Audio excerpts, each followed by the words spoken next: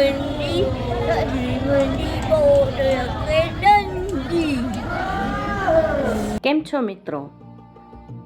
મમ્મીઝ યમી કિચનમાં હું આપની હોસ્ટ અને કામની દોસ્ત એવી માતંગી માકડોઝા આજે એક એવો વિડીયો લઈને આવી છું કે જે વિડીયો જોઈને તમને એમ થશે કે ભગવાને તમને તો ઘણું બધું આપ્યું છે, છતાં તમે લોકો સુધી નથી આપતા. આ જે બહેનો જોઈ રહ્યા છો ને પાછળ બેન્ચ ઉપર બેઠેલા, એ બહેનો થકી ઘણા લોકોના ઘરે રહેતા દિવ્યાંગ બાળકોને નવું નવું શીખવા મળે છે. તમે જોઈ શકો છો કે કેવી મજા કરી રહ્યા છે. મે મહિનાના 11 દિવસ હોબી સેન્ટર ચાલે છે. એ માત્ર આ બાળકો માટે જ નહીં, એમની માતાઓ માટે પણ ખૂબ જ જાણવા લાયક હોય છે. આ હોબી સેન્ટરના 11 દિવસમાંથી લગભગ 8 દિવસ હું ગઈ હતી અને 8 દિવસમાં રોજ અલગ અલગ પ્રવૃત્તિઓ કે જે આપણા માટે પણ નવીન હોય અને એ પણ ફ્રી ઓફ કોસ્ટ શીખવાડવામાં આવતી હતી.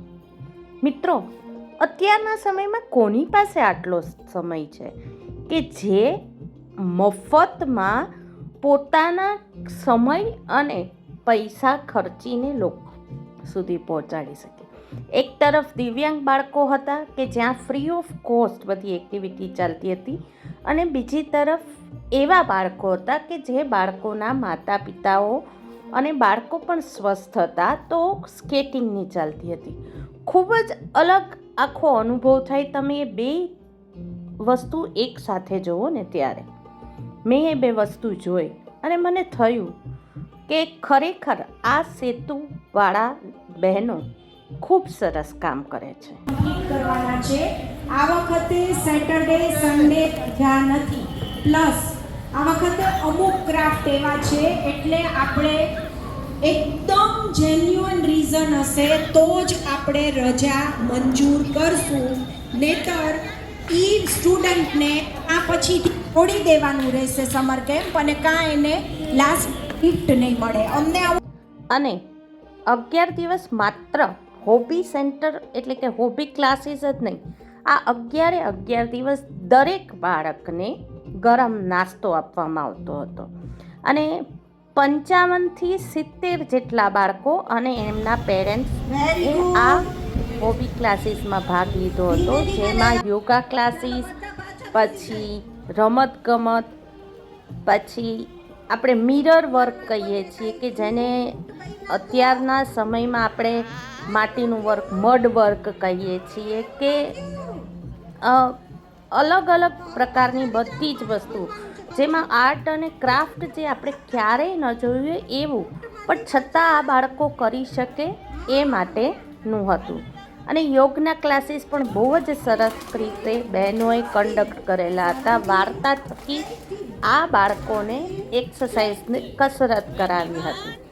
એટલે ટૂંકમાં કહેવાય ને કે આ 11 દિવસ ખૂબ જ સરસ રીતે બાળકોએ પણ એન્જોય કર્યું, બાળકોને માતાઓએ પણ એન્જોય કર્યું.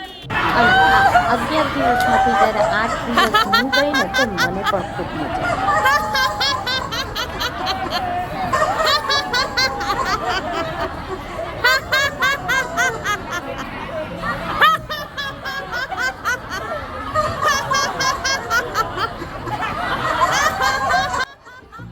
તમે જોઈ શકો છો કે બાળકો ખૂબ મજા કરી રહ્યા છે અને અલગ અલગ આર્ટ અને ક્રાફ્ટ દ્વારા અલગ અલગ કલરિંગ કરાવ્યું, અલગ વર્ક કરાવ્યું અને આ બધા પાછળ સમય તો આપવાનો અને પાછું સાથે સાથે લોકોને સમજાવવાના. સાચું છે એ બોલી દેવાનું. આ ક્રાફ્ટ મમ્મી કરશે તો સારા નહીં લાગે. આ ક્રાફ્ટ છોકરા પાસે જ કરાવવાનું છે. ક્રાફ્ટ કરતાં કરતાં ઘણા લોકોની ઘણી જ વસ્તુ બહાર આવી જોઈ. तूने रंगीले किस्सा जादू किया, पिया पिया बोले लत वाला छिया. तूने रंगीले किस्सा जादू किया, पिया पिया बोले लत वाला छिया. बाहों में छुपा के क्या किया, ओरे पिया तूने रंगीले किस्सा जादू किया. पिया बोले मत बनजिया पास बुला આ સાથે નાનકડો એવો હવન કરાવવામાં આવ્યો, બાળકોને ગરબા લેવડાવવામાં આવ્યો. ટૂંકમાં કહેવાય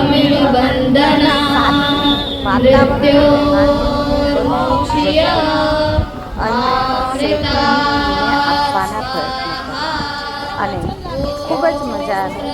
આ 11 દિવસ ક્યાં ચાલ્યા ગયા ખબર જ ન પડી. ટૂંકમાં કહેવાય ને કે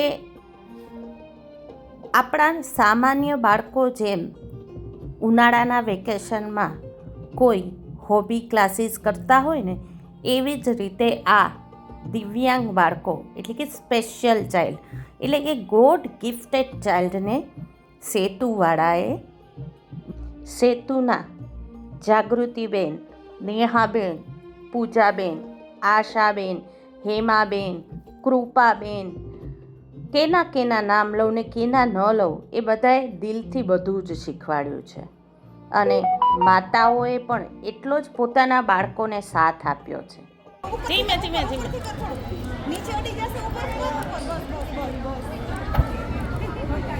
હા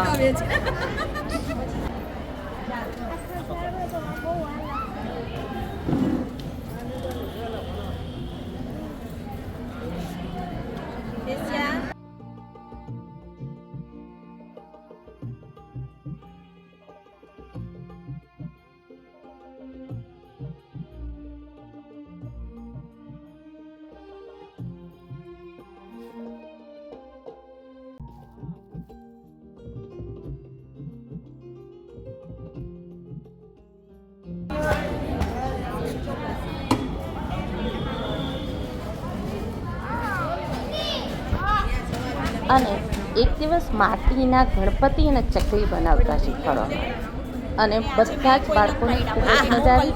મેં પણ પોતે માટીના ગણપતિ બનાવ્યા.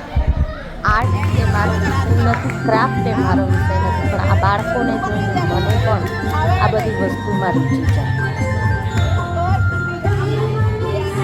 11મા દિવસે બધા જ બાળકોને ગિફ્ટ આપવામાં આવી હતી અને એમને જમાડવામાં આવ્યા હતા, એમને પ્રોત્સાહિત કરવામાં આવ્યા હતા.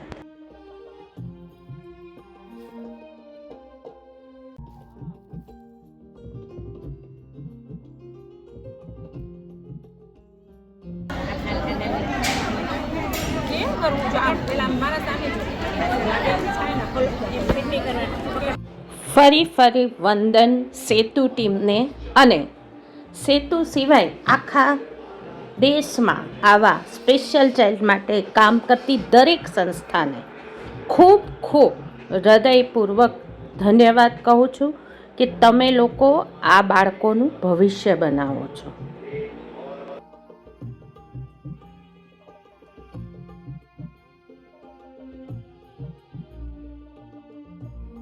ખૂબ જ સરસ રીતે બનાવેલ આર્ટ એન્ડ ક્રાફ્ટ આપને પણ ગમ્યું હશે. આ વિડીયો ગમ્યો હોય તો વધુને વધુ લોકો સુધી શેર કરજો.